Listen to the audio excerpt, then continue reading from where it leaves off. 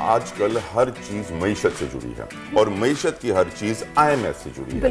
IMF उन मुल्कों तक पहुंच गया है, कंफर्म कर रहा है कि भाई आप पैसे दोगे नहीं दोगे। एक जज के लिए जरा सरप्राइजिंग होता है कि अगले दिन एक उसके पास कॉज लिस्ट चेंज हो जाए। 2 तारीख को दोबारा पैसे बढ़ने वाले हैं चीजों के। रिलीफ की तो बात ही नहीं है ना, मसला तो हमारी इकोनॉमी का है। हम जिस मोड़ पे आ गए हैं ये बंद गली है, अंधेरा है आगे। जेमिनी के ये फर्स्ट हाउस में होगा तो जरा थोड़ा सा इनके अंदर एनर्जी ज्यादा होगी। दे will be feeling super productive. कोई भी चीजें अच्छी होती हैं, they will be in a good mood.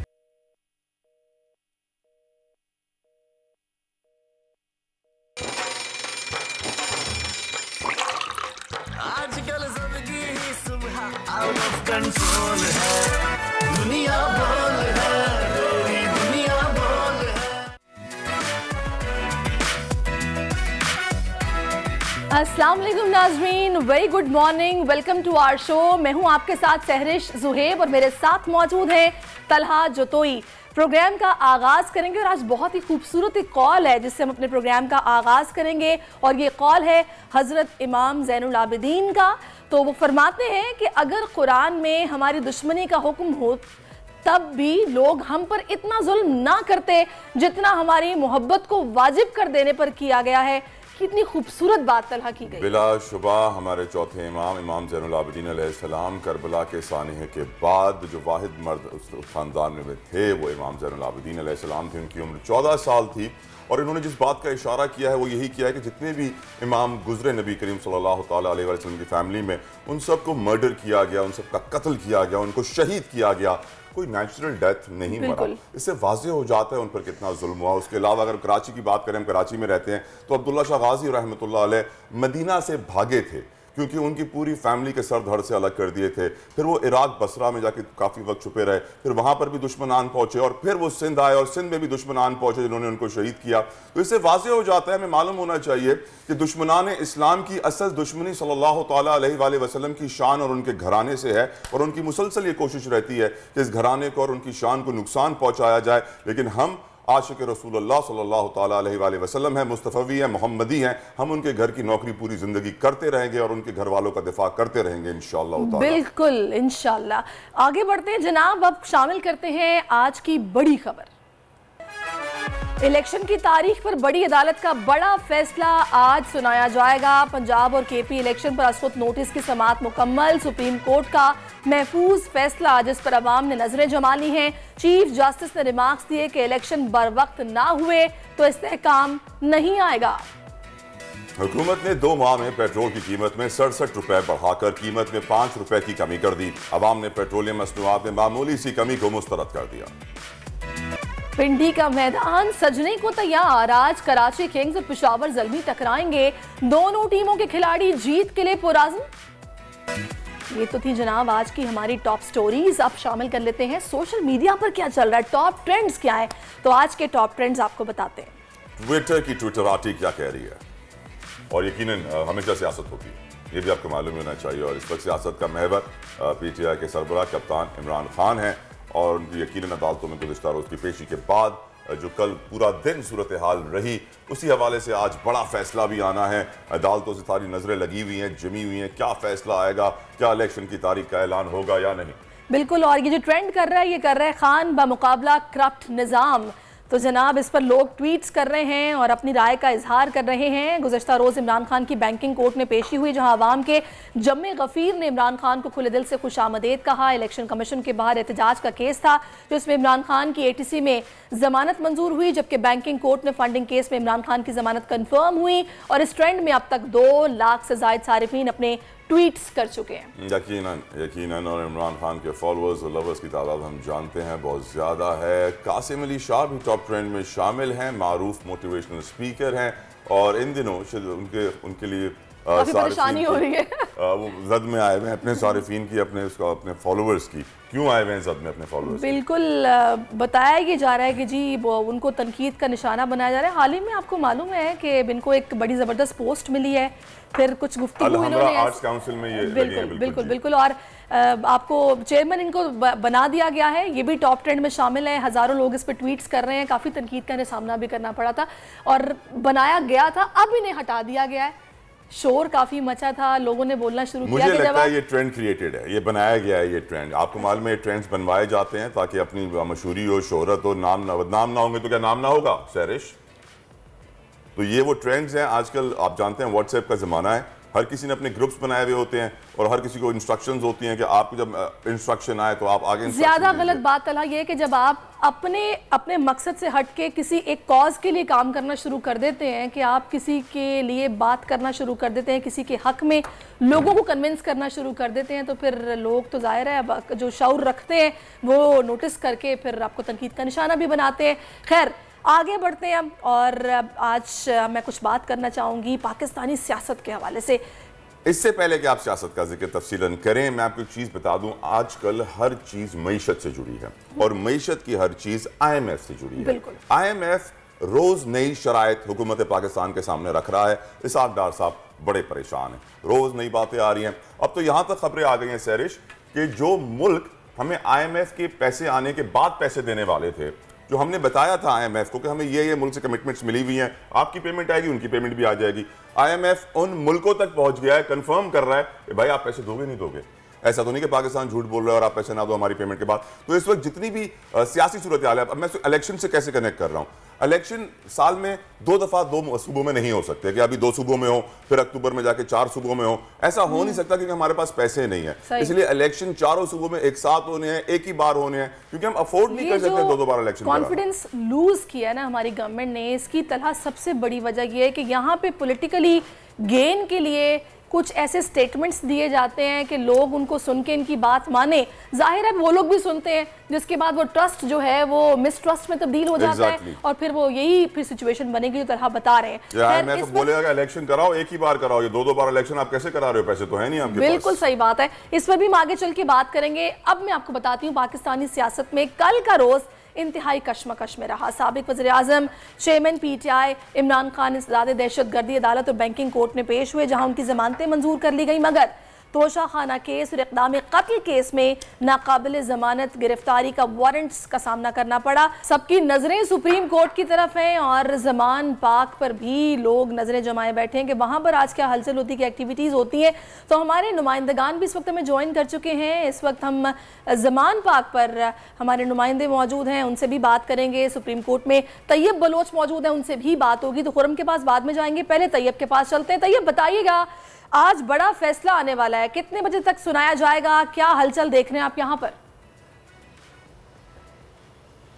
Ji supreme court, जैसा कि आपने बताया कि सुप्रीम कोर्ट का बड़ा फैसला अब से कुछ देर में जो है वो सुप्रीम कोर्ट में ही सुनाया जाएगा और गालबन इम्कान यही है कि ये फैसला जो है वो 11 से 11:30 बजे के दौरान सुनाया जाएगा।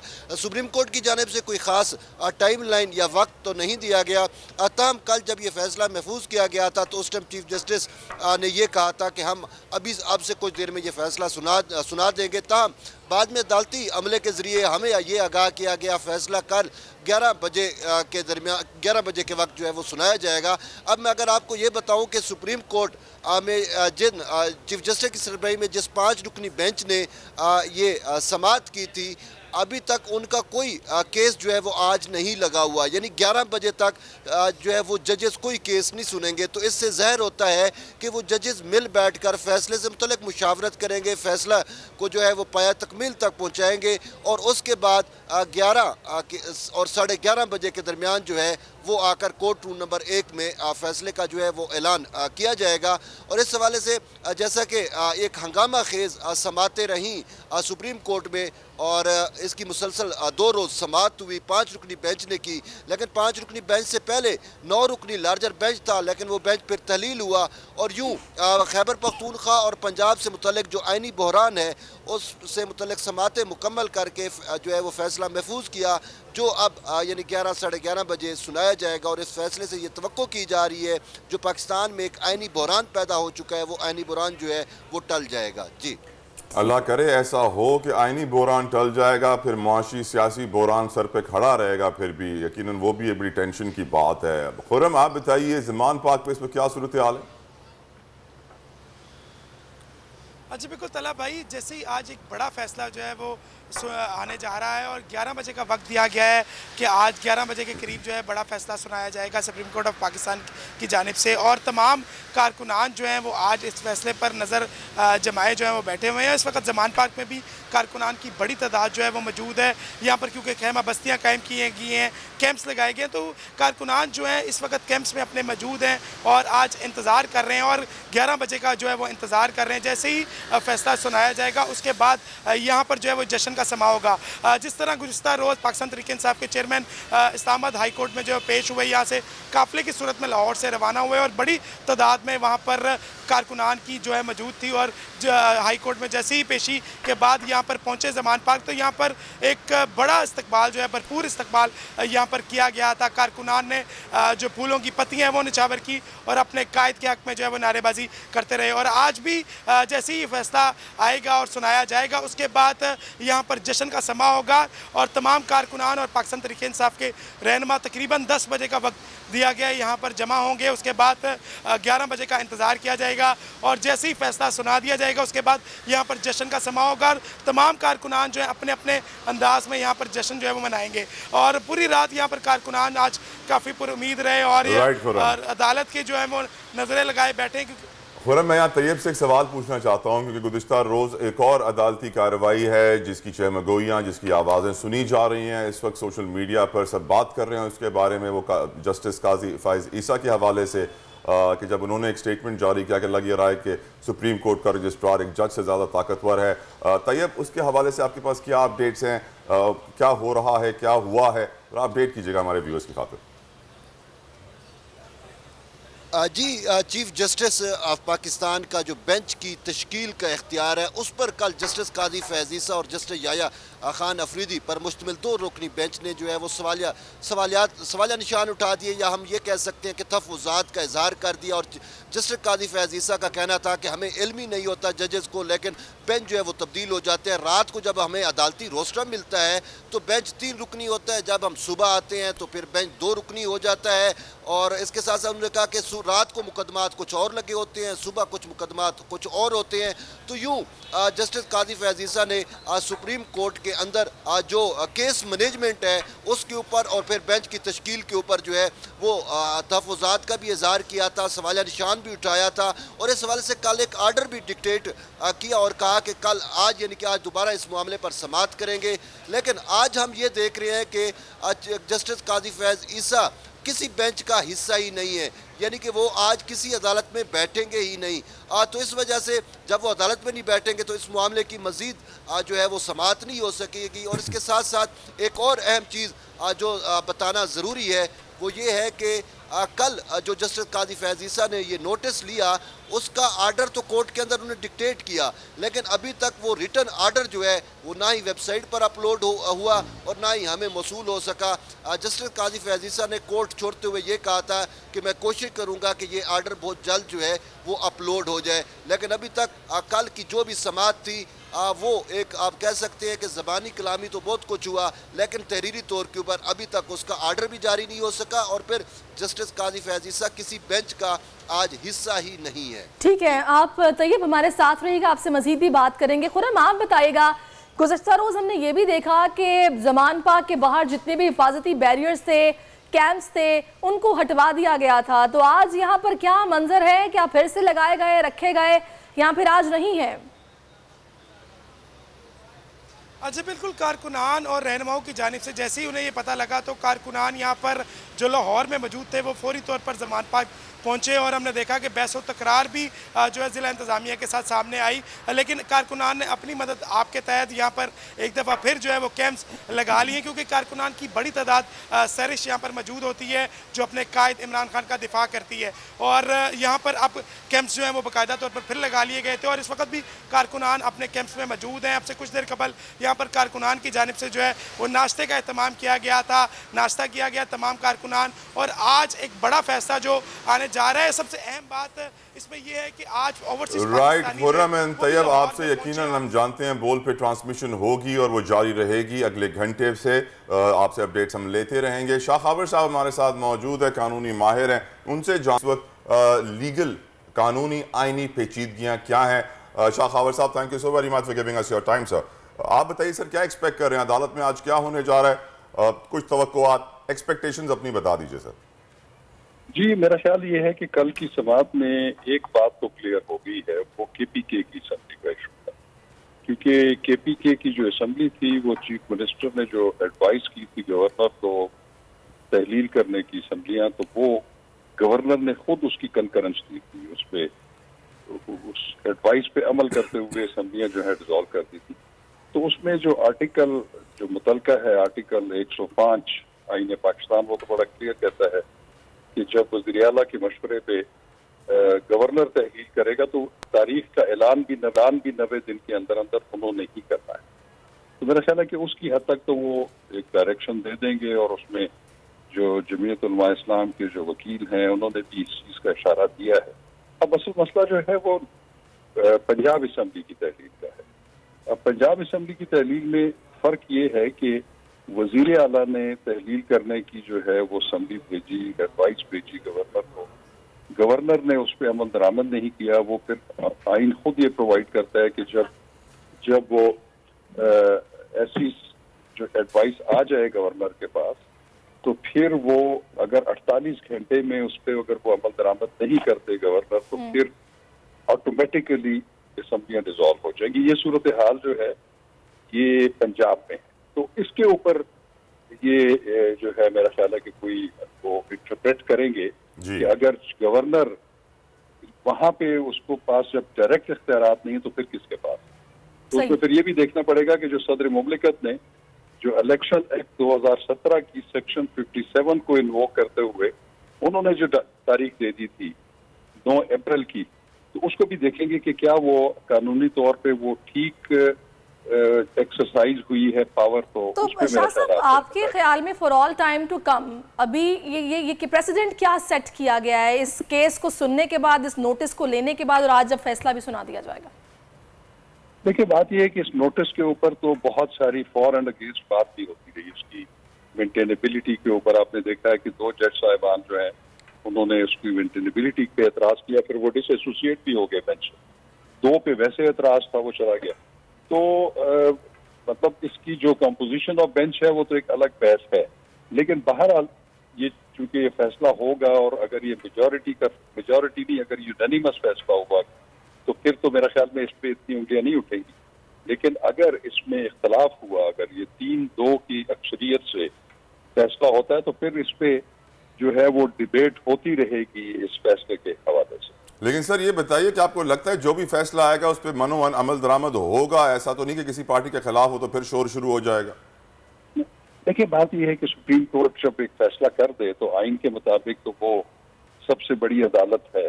जब तक कि वो अदालत अपने उस फैसले को रिव्यू ना कर दे, नजरसानी ना कर दे, तो वो फैसला जो है वैलिड फैसला होता है, और उस पर अमल करना जो है वो आइन का खुद आर्टिकल 189 कहता है। सर, कल जो जस्टिस काजी फैज ईसा की अदालत में हुआ सर, उसके ऊपर आपकी राय सर? वो एक और इशू था, वो एक इंतजामी जो है वो powers of the chief justice के हवाले से वो उस पे वो जो है उन्होंने एक नोटिस लिया, और वो मैं समझता हूँ कि उनका एक कंसर्न जो था वो फितरी भी था। वो ये था कि जब बेंचेस बनते हैं तो एक हफ्ते की कॉज लिस्ट भी आ जाती है और बेंच बन जाती है। तो वो अनप्रेसिडेंटेडली परसों रात जो है वो उनके बेंच को चेंज किया गया, और वो जो कॉज लिस्ट इशू हुई थी उनकी जो वो फिर जजेस नॉर्मली वो केसेस फाइलें जो है वो पहले पढ़ लेते हैं। तो जब नेक्स्ट डे वो एक बेंच की कंपोजिशन चेंज थी, उनके एक मौजूद जज साहब किसी और बेंच में जा चुके थे, और जस्टिस यही अफरीदी जो ऑलरेडी एक बेंच को हेड कर रहे थे उनको इधर लाया गया। तो इस पे उन्होंने वो रजिस्ट्रार को बुलाया और अपनी तहफ़्फ़ुज़ात का उस पर इज़हार किया। ठीक है, यानी कि कंसर्न था उनका बेंच के हवाले से कि किस तरह से सही किया सर उन्होंने आपकी नजर में? It was right?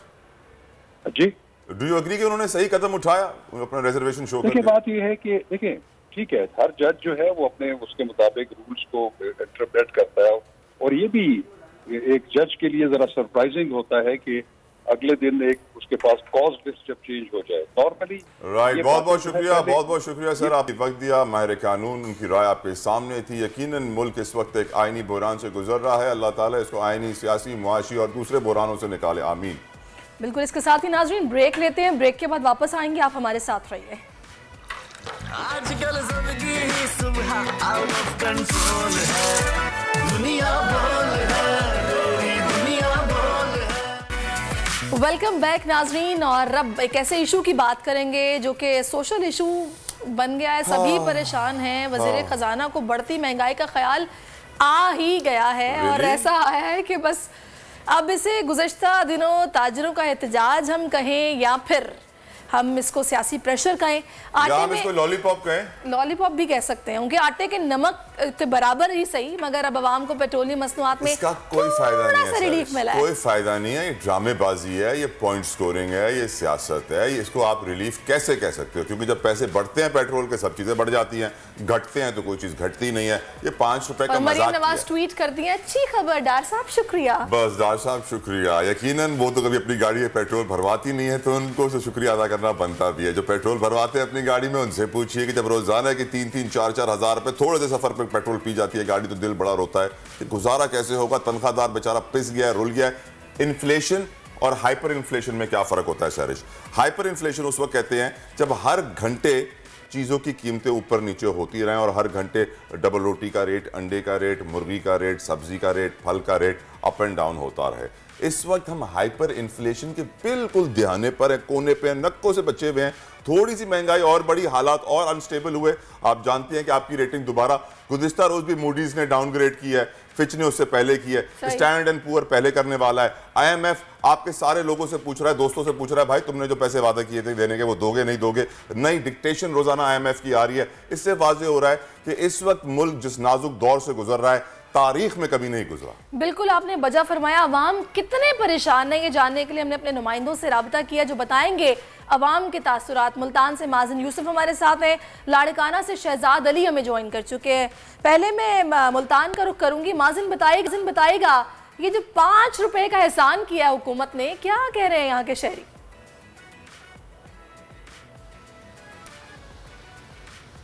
जी बिल्कुल, ये जो 5 रुपए का एहसान किया है हुकूमत ने, शहरी से सीधी सीधी पॉलिटिकल पॉइंट स्कोरिंग कह रहे हैं। क्योंकि शहरियों का कहना है कि अब सबसे बड़ी बात होती है जब डीजल की कीमतें कम होती हैं, जब पब्लिक ट्रांसपोर्ट होती है, जितने भी आपकी बड़ी ट्रांसपोर्ट होती है, जब डीजल की कीमत कम होती है तब असल चीजें कम होती हैं। डीजल की कीमत वहीं पे रखी और पॉलिटिकल पॉइंट स्कोरिंग के लिए 5 रुपए पेट्रोल पे कम किए गए हैं, जिसकी वजह से शहरी खासे नाला नजर आ रहे हैं। शहरियों से ही बात करते हैं, उन्हीं से जान लेते हैं। तब 5 रुपए की कमी हो गई है, कैसे देख रहे हैं आप इस वक्त? बिल्कुल भी ये तो आवाम के साथ एक मजाक किया जा रहा है।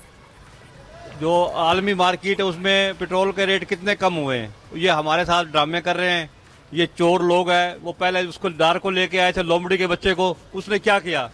ये सब चोर हैं, ये सब खाने वाले हैं, मुल्क को लूटने वाले हैं।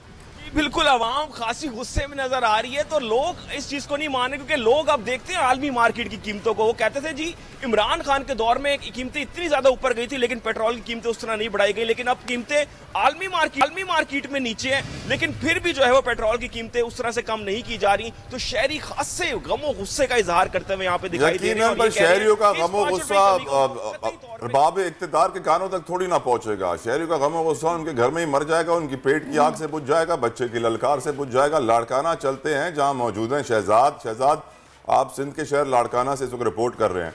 मटियारी में गुज़िश्ता रोज एक शादी हुई थी, मखदूम साहब ने अपने एक सेक्रेटरी को डॉलरों के नोट पहनाए, सोने के ताज पहनाए, और वो बड़ी वायरल हुई सोशल मीडिया पर, बोल पे उसकी खबर भी चली कि किस तरीके से एक सियासतदान अपने सेक्रेटरी, ये वही एरिया है, मैं अपने व्यूअर्स को याद दिला दूं, जहां का एक डिप्टी कमिश्नर 182 करोड़ रुपए कैश निकाल के भाग रहा था, एक और डिप्टी कमिश्नर नौशर फिरोज का 300 करोड़ निकाल के भाग गया, मटियारी का पकड़ा गया। तो यकीनन सिंध के शहर में तो वैसे ही बहुत पैसा है लोगों के पास, लाड़काना में तो प्रॉब्लम नहीं होगी, पेट्रोल सस्ता हो महंगा हो, क्या मसला?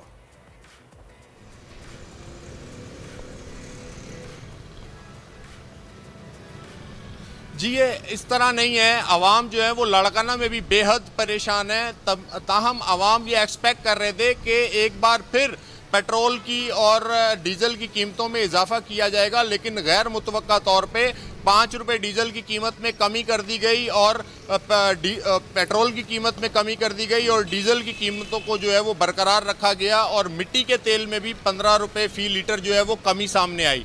लेकिन अगर हकायक की बात देखें तो देखें जो गुड्स ट्रांसपोर्ट है वो तकरीबन डीजल पे चलती है, जो पिछली कीमतें बढ़ी हुई हैं उनका जो इतलाक हुआ है और उसकी वजह से जो गुड्स ट्रांसपोर्ट के किराए हैं उसमें किसी तरह की आवाम को इसमें रिलीफ नहीं मिल सकेगा। वो बतदरीज सामान की तरसील है, गुड्स की तरसील है, सब्जियों की तरसील है, आवाम के ऊपर वो बोझ डला हुआ है। और पेट्रोल की कीमत की अगर बात की जाए तो 5 रुपये फी लीटर जो है वो आटे में नमक के बराबर है। ताहम लाड़काना एक सिविलाइज शहर है, लेकिन अगर लाड़काना के थोड़ा सा कंबर शहजाद कोट में और बलूचिस्तान के बॉर्डर के इलाकों में जाए तो वहाँ पे पाकिस्तानी पेट्रोल जो है वो ना होने के बराबर इस्तेमाल होता है। डेरा मुराद जमाली, ओस्ता मोहम्मद और जितने भी बलूचिस्तान के बेल्ट के इलाके हैं वहाँ पे जो है वो पेट्रोल इस वक्त भी ईरानी पेट्रोल जो है वो 200 रुपये फी, तो वहाँ पे तो इस तरह का कोई सिलसिला ही नज़र नहीं आता। ज़्यादातर ओपनली जो है वो सेल हो रहा है ईरानी पेट्रोल और हुकूमत के सामने नाक तले सेल हो रहा है। अगर बात की जाए लाड़काना की तो लाड़काना में भी कई पेट्रोल पंप्स में ये इंकशाफ सामने आ रहा है कि मिक्स करके पेट्रोल जो है वो चलाया जा रहा है पाकिस्तानी और ईरानी, क्योंकि दोनों का कलर भी ऑलमोस्ट सेम है। अवाम जो है वो एक्सपेक्ट कर रहे थे कि उनको रिलीफ दिया जाएगा, लेकिन किसी तरह का रिलीफ सामने नहीं आया, बल्कि लोगों ने मजाक बनाना शुरू किया है कि 30 रुपए कीमत में इजाफे के बाद जो है वो सिर्फ 5 रुपए कम की गई है। हम देखते हैं कि अब लोग फिर इस तरह से मजाक भी सोशल मीडिया पे बनाया जाता है, मीम्स बन जाती हैं, हुकूमत को तनकीद का निशाना बनाया जाता है, लेकिन उनको कोई फर्क नहीं पड़ता। क्योंकि हुक्मरान देखो ना, अपने पर्सनल सेक्रेटरी को मैंने जिस तरह बताया ना, सहरिश काश के प्रोड्यूसर साहब वो तस्वीर भी चला सकें, डॉलरों का हार पहनाया गया, वो था ना पैसा बहुत है पाकिस्तानियों के पास, पैसा इन सियासतदानों के पास भरा हुआ है तिजोरियों में। गुज़िश्ता में खबर पड़ रहा था कि किसी सरकारी अफसर के घर पे रेड मारी गई, 15-20 करोड़ रुपए कैश पकड़ा गया। तो ये पैसे भरे हुए हैं इनकी तिजोरियों में। ये बहुत रईस हैं, रईस तर, गरीब तर होता जा रहा है। इसीलिए शायद बिलावल भुट्टो जरदारी साहब ने कहा था democracy is the best revenge. वो शायद डेमोक्रेसी के जरिए, जमहूरियत के जरिए जमहूर से बदला ले रहे हैं और जमहूर तबाह होता जा रहा है। बिल्कुल आप ठीक कह रहे हैं। माजिन एक बात बताइए, आपने अभी ये बोला कि जब डीजल की प्राइसेस कम होती हैं तो फिर चीज़ें सस्ती होने के इम्कानात होते हैं। ये जो छोटे लेवल पर सब्जी वाले हैं, जो छोटी छोटी पिकअप्स जिनमें पेट्रोल डलता है उसमें सब्जी लेकर आते हैं, वो क्यों अपनी जो कीमतें उन्हें कम नहीं करते हैं? जब पेट्रोल कम होता है वो तो फौरन बढ़ा देते हैं। वो कर ही नहीं सकते, कोई प्राइस मैकेनिज्म है ही नहीं हमारे मुल्क में, हर कोई अपनी मनमानी करता है। बिल्कुल आप सही कह रहे हैं। माजिन आप भी बताइए। जी बिल्कुल, असल बात यह है कि चेक एंड बैलेंस कोई नहीं है। देखिए, जो एक लार्ज स्केल मैन्युफैक्चरिंग होती है आप उसको कह सकते हैं, क्योंकि जितने भी हैवी ट्रांसपोर्ट है, जहां से चीजें आती हैं, बड़े बड़े जो कंटेनर्स हैं या जो भी दूसरे शहरों के जाने मूव हो रहे होते हैं या बसें हैं, उसको समझा जाता है कि जी जब डीजल की कीमत कम होगी तो फिर कीमतें फौरी तौर पे कम करनी चाहिए। लेकिन हमारे शहरों की हद तक अगर बात की जाए, कोई दूध वाला है, कोई सब्जी वाला है या दीगर है चीजें, तो वो तो पेट्रोल से अफेक्ट हो सकती है क्योंकि वो तो पेट्रोल यूज कर रहे होते हैं। लेकिन असल मसला ये है कि जब कीमत 5 रुपए अगर ऊपर चली जाती तो आप देखते कि मार्केट की सूरत बिल्कुल चेंज हो जाती है। इवन कंस्ट्रक्शन से लेके हर चीज से लेके मार्केट की सूरत हाल होती है कि जी पेट्रोल बढ़ गया है, लेकिन जब कम होते हैं 5 रुपए तो उसका असर बिल्कुल भी नजर नहीं आता। लेकिन अभी की अगर सूरत हाल की बात की जाए, 5 रुपए का असर कहीं भी नजर नहीं आएगा, जाहिर सी बात है, क्योंकि ये पेट्रोल में कमी हुई है। और इसके हवाले से यही कहा जाता है, यही सुना जाता है, आम शहरियों से बात कर लें, आप रिटेलर से बात कर लें, मैन्युफैक्चरर से बात कर लें, तो वो कहते हैं जी इसका कोई असर नहीं है, हमें कोई फायदा नहीं होगा। तो ये एक लम्हे फिक्रिया है कि अगर 10 रुपए भी कम हो जाते तो उसका भी असर आपको मार्केट में देखने को नहीं मिलना था। जी बिल्कुल आपने ठीक कहा, 10 रुपए भी कम होते हैं तो उसका असर मार्केट में देखने को नहीं मिलता, क्योंकि कोई चेक एंड बैलेंस ही नहीं है, ना कोई रेट लिस्ट आवेजा की जाती है। इसी पर हम बात करेंगे। माहिर मुआशियात इस वक्त सलमान शाह साहब ने हमें ज्वाइन किया है। सलमान साहब बहुत शुक्रिया आपके वक्त का। सलमान साहब, मंडी में तेल की कीमतें बहुत कम हैं, यहाँ पर स्काई रॉकेटिंग बढ़ा दी गई और अब जब कम कर रहे हैं तो सिर्फ 5 रुपए। ये क्या आवाम के साथ मजाक हो रहा है? देखिए, वो जो आपने टैक्सेस के तौर पे कलेक्ट करना है उसमें तो अभी भी बहुत खसारे हैं। तो जाहिर है कि इस वक्त वो थोड़ी सी अगर इंटरनेशनल कीमतें कम हुई हैं तो वो पास ऑन कर रहे हैं, लेकिन ये वापस ऊपर चली जाती हैं, क्योंकि जब तक वो आपके टारगेट्स पूरे नहीं होंगे IMF प्रोग्राम के, उस वक्त तक तो ये नीचे नहीं आ सकती। बहरहाल अगर आज थोड़ी सी नीचे आ गई है तो चलें, अच्छी बात है कि थोड़ा सा इम्पैक्ट तो आएगा। सलमान साहब, अगर रिलीफ देना है तो मुकम्मल दिया जाए या फिर ये पॉइंट स्कोरिंग सलमान साहब ऐसी भी खबरें आ रही हैं कि 2 तारीख को दोबारा पैसे बढ़ने वाले हैं चीजों के। और IMF रोजाना नई शराइत पेश कर रहा है सर। जी बिल्कुल, मतलब ये रिलीफ की तो बात ही नहीं है ना। अब 280 रुपए का अगर डीजल है तो उसको 275 कर देंगे तो उसमें क्या फर्क पड़ता है। So it is hardly any relief. But ये ओवरऑल मसला तो इस वक्त ये है कि स्टाफ लेवल एग्रीमेंट भी अभी तक नहीं आया IMF के साथ, और उसकी वजह से भी बहुत सी प्रॉब्लम्स आ रही हैं। सलमान साहब, तो बहुत ज्यादा अनसर्टेनिटी चल रही है। ये IMF को दहशतगर्द बना के क्यों पेश किया जा रहा है कि बस उन्हीं की वजह से उन्हीं की बात माननी पड़ रही है, तो ये सब कुछ अवाम के साथ हो रहा है। IMF क्यों है हमारे इतने खिलाफ, ये अवाम को फिर आप समझा दीजिए। नहीं, IMF का तो मसला नहीं है, मसला तो हमारी इकोनॉमी का है, क्योंकि इकोनॉमी में जितनी भी इस वक्त आप देख रहे हैं कर्जों की अदायगियां हैं, वो हमारे पास डॉलर्स नहीं है, तेल खरीदने के डॉलर्स नहीं है, खुर्दनी तेल खरीदने के डॉलर्स नहीं है, फूड इंपोर्ट्स जो हैं वो रुकी हुई हैं, दवाइयों की इंपोर्ट्स जो हैं उनके ऊपर मसले पैदा हो रहे हैं। तो ये IMF की तो काम नहीं है, ये तो है कि आपकी इकोनॉमी जो है वो बिल्कुल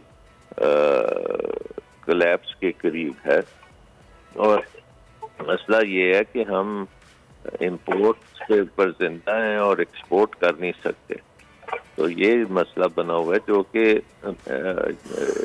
सबसे बड़ा उसमें रोल जो है वो हमारा बिजली का है, और बिजली के कारखाने जो लगे हुए हैं उनको जब आप चलाते हैं तो आपका बिल्कुल वो ख़त्म हो जाती है, डॉलर ही ख़त्म हो जाते हैं, और इसलिए फिर वो बिजली भी बंद हो जाती है। तो बस अल्लाह ताला रहम करे सलमान साहब, बड़े ये हौलनाक किस्म के जो हैं हक़ाइक़ हैं, अल्लाह ताला हम पर रहम करे। बहुत शुक्रिया आपका, आपने अपना कीमती वक्त हमें दिया। शहजाद आपका भी, शनाब का भी बहुत शुक्रिया। क्या बनेगा इस इकोनॉमी का, मुआशी तौर पर सूरत हाल कब बेहतर होगी, ये जब आप मईशत को सियासत से अलग करेंगे। डर्टी पॉलिटिक्स है, गंदी सियासत है, जिस चीज़ में इन्वॉल्व हो जाती है उसे तबाह कर देती है। हमने अपनी मुआशी पॉलिसीज़ में, मईशत में, अपने निज़ाम में, अपने सिस्टम में इतनी करप्शन डाल दी है, इतनी दो नंबरी डाल दी है कि हमारा निज़ाम बोसीदा फरसूदा ख़त्म हो चुका है अंदर से। जब तक हम सियासत को अलग नहीं करेंगे, मुआशी पॉलिसीज़ लॉन्ग टर्म पे 10 साल नहीं बनाएंगे, एमरजेंसी प्लान इकोनॉमी का नहीं रखेंगे, तब तक हमारी मईशत पैरों पर नहीं खड़ी होगी। हमारी प्रेफरेंसेस होती है, अपनी तिजोरियां भरी जाए, मुल्क जाए भाड़ में, और जब कोई नई हुकूमत आती है तो सारा मलबा बिजली हुकूमत में डाल देती है। बस ये ब्लेम गेम चलता रहता है और अपना धंधा भी चलता रहता है। लेकिन अब पाकिस्तान और ऐसे नहीं चल सकता, ये बात समझने की है। हम जिस मोड़ पे आ गए हैं, ये बंद गली है, अंधेरा है आगे, कोई उम्मीद की किरण नहीं है। इसलिए खुदा अपनी आंखें खोलिए। हर पाकिस्तानी का इस सिचुएशन में किरदार है, एक रोल है, अपना अपना किरदार अदा कीजिए। नहीं किया तो अल्लाह मालिक है फिर पाकिस्तान का। बिल्कुल सही फरमाया आपने। अच्छा, सारा काज़मी इस वक्त हमें ज्वाइन कर चुकी हैं। इसी सारी सूरत हाल पर उनसे भी जानते हैं कि आगे चलकर क्या होने वाला है, सितारे कार्ड्स क्या कह रहे हैं, सारा बताइएगा। ये जो अभी 5 रुपये पेट्रोल की कीमत कम हुई है, ये सिलसिला यूं ही जारी रहेगा या फिर आपको आगे सूरत हाल ख़राबी दिखाई दे रही है मुआशी तौर पर? अगर हम इस मंथ की बात करें तो आई डोंट सी एनीथिंग कुछ है ना बड़ा इम्पैक्ट पड़ेगा इन चीज़ों से। ये मजीद चीज़ें बढ़ती रहेंगी। थोड़ा बहुत ये जो कम हो रहे 5 रुपीज़ इज़ नथिंग अगर एज़ कम्पेयर टू हम बड़ी बातें करें। द थिंग इज़ दैट कि अब लोगों को अपग्रेड करना पड़ेगा लोगों को, गवर्नमेंट को भी अपग्रेड करनी पड़ेंगी चीज़ें। जैसे कोल बेस्ड प्रोजेक्ट ये लोग जो इलेक्ट्रिसिटी जनरेट करने के लिए कर रहे हैं, दैट वोंट बी फीजिबल।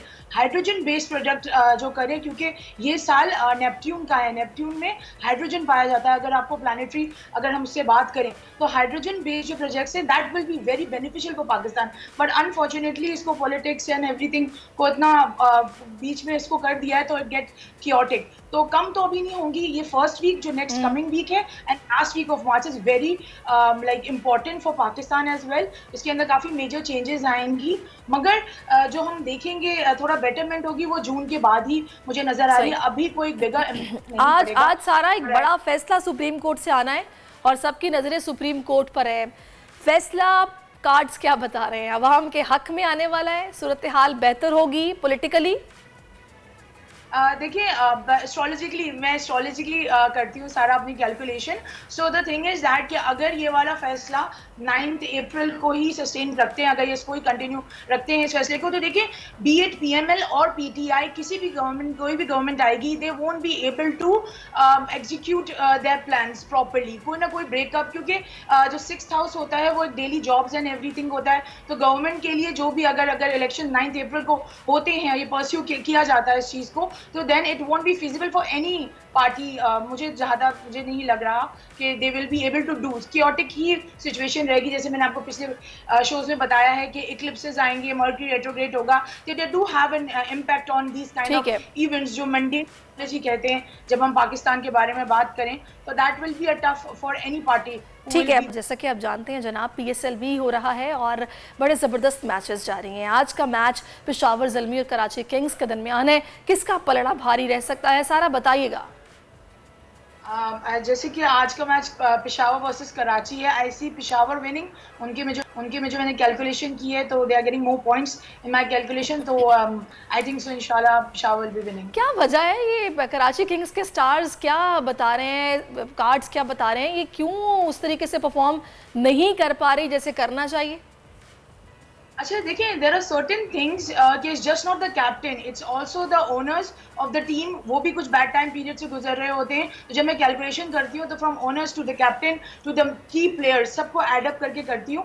तो आज के जो पेशावर और कराची के दोनों, Peshawar Zalmi adds up to number 2, that is moon, and again Karachi Kings also adds up to number 2।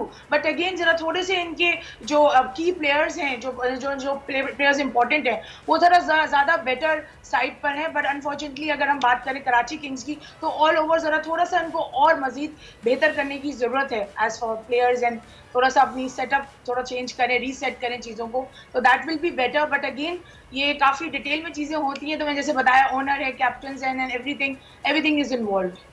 ठीक है, अच्छा सारा क्विकली अगर आप होरोस्कोप भी बता दें, ताकि जो जितने भी लोग आपको देख रहे हैं अपने स्टार के मुताबिक जानना चाहते हैं कि उनको क्या करना है क्या नहीं करना, उनको थोड़ी सी मदद मिल जाएगी।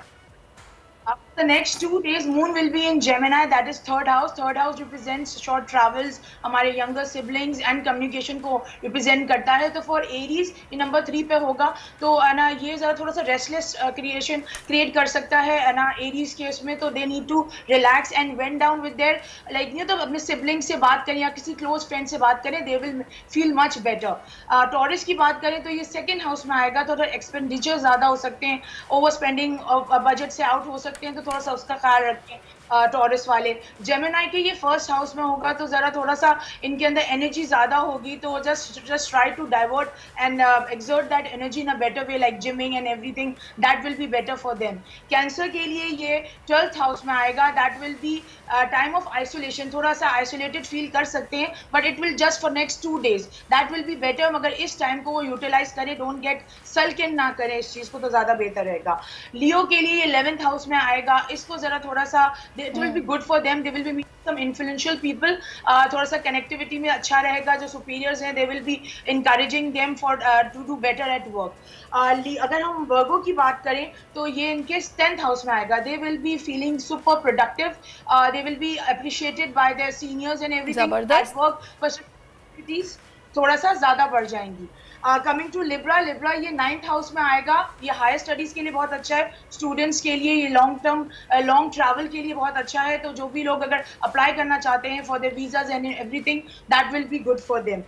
स्कॉर्पियो के लिए ये नंबर 8 हाउस में आएगा। अभी मून थोड़ा सा ख्याल रखें, थोड़ी कोई हेस्टी डिसीजन ना लें, जज्बाती अगर वो तो just try to calm down and relax and don't react immediately अगर कोई भी आपके सामने ऐसा नेगेटिव सिनेरियो आता है। सेजिटेरियस के लिए 7th हाउस में आएगा, तो ये ज़रा उनके लिए न्यू बिजनेस पार्टनरशिप अपॉर्चुनिटीज़ लेके आ सकता है, स्पाउस के साथ ज़रा रिलेशनशिप बेटर हो सकता है, it's a good way to mend things with your spouse. Capricorn की बात करें तो ये 6th हाउस में आएगा, तो हेल्थ इश्यूज थोड़े से क्रिएट हो सकते हैं, तो ज़रा थोड़ा सा ख्याल रखें related to their bones and teeths and everything, तो ज़रा थोड़ा सा उसका भी ख्याल रखना है। देन अगर हम एक्वेरियस की बात करें तो it will be happening in the 5th house, that is expression, ज़रा थोड़ा सा दे विल बी मोर एक्सप्रेसिव, ज़रा जो अगर ब्लॉकेज फील कर रहे थे अपने इन टर्म्स ऑफ कि वो अपने आप को एक्सप्रेस नहीं कर पाए थे, they will be able to do so and they will be enjoying attending good events for the next 2 days। अगर कोई भी चीज़ें अच्छी होती हैं, they will be in a good mood. अगर पाइसेस की हम बात करें तो ये हाउस में आता है, 4th हाउस में के लिए ये दे will be closely connected with their mother, और मदर की हेल्थ का जरा थोड़ा सा ख्याल रखें। ठीक है सारा, बहुत शुक्रिया आपका, और आपने सलाह दिया कि उन्होंने क्या करना है, कहाँ एहतियात करनी है, कहाँ पे ज़रा काम डाउन रहना है।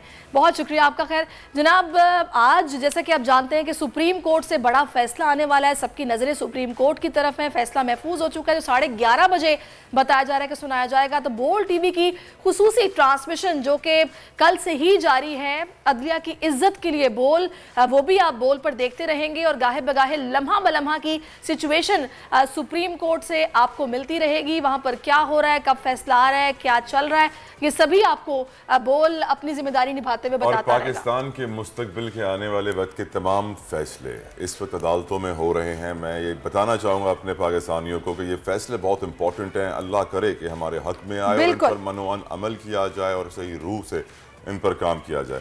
प्रोग्राम तमाम करते हैं, ट्रांसमिशन देखिए। आजकल जिंदगी ही सुबह आउट ऑफ कंट्रोल है, दुनिया बोल है, दुनिया बोल है। इम्पोर्टेड हुकूमत और उनकी हवारियों की अदलिया के खिलाफ हर्जा सराई, मरियम नवाज की अदलिया और फाजिल जज साहिबान पर शदीद तनकीद। इस घिनौनी साजिश को बेनकाब करने पर बोल को एक दफा फिर नशरियात की बंदिश का सामना करना पड़ रहा है। बोल अदलिया की इज्जत के लिए खड़ा है और खड़ा रहेगा।